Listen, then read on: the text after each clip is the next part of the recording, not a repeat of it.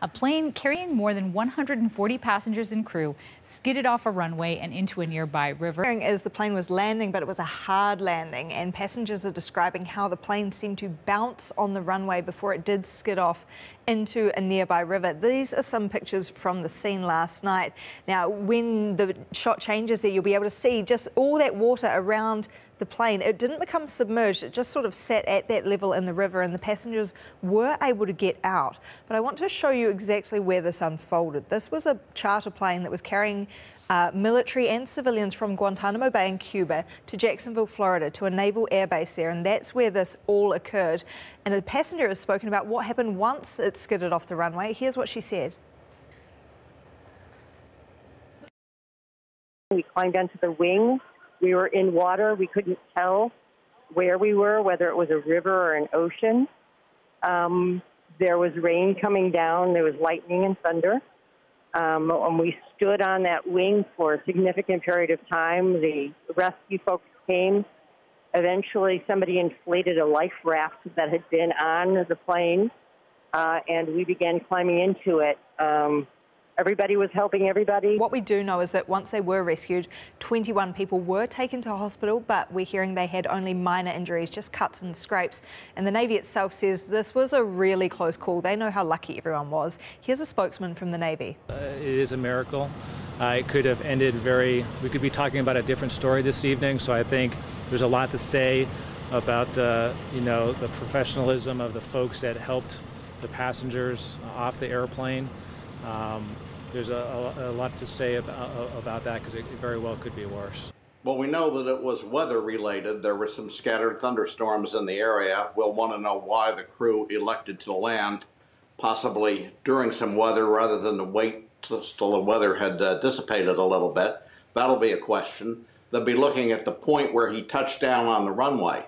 Normally, we would expect the airplane to touch down up within the first 500 meters of the runway. Now, the runway was 9,000 feet long, so it was a very adequate runway. The airplane overran the end of the runway.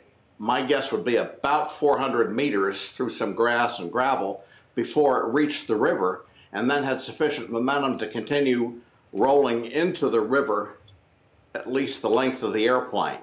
So there are a lot of questions that need to be answered as to why this happened.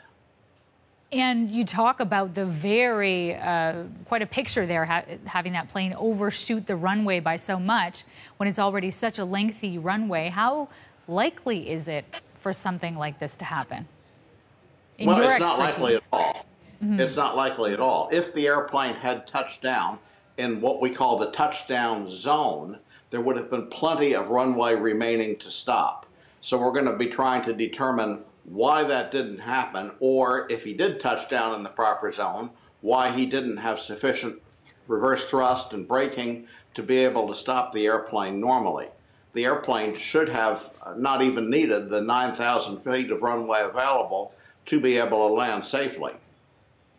And you did talk earlier about the weather. We know there were thunderstorms at the time. Can you break it down for us, for those of us who don't have the expertise, how bad weather like that can impact a landing for a flight like this?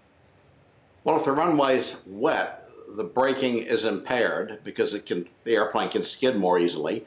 The aircraft does have an anti-skid braking system installed.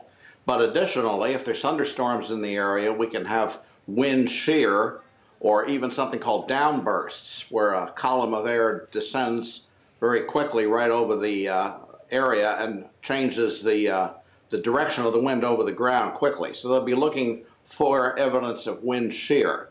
Likely, the airport has wind shear detection equipment, and if they did, and wind shear had been detected, the pilot would have been notified. So the question will be arised, did the airport have wind shear detection capability? And if so, was the crew notified of possible wind shear?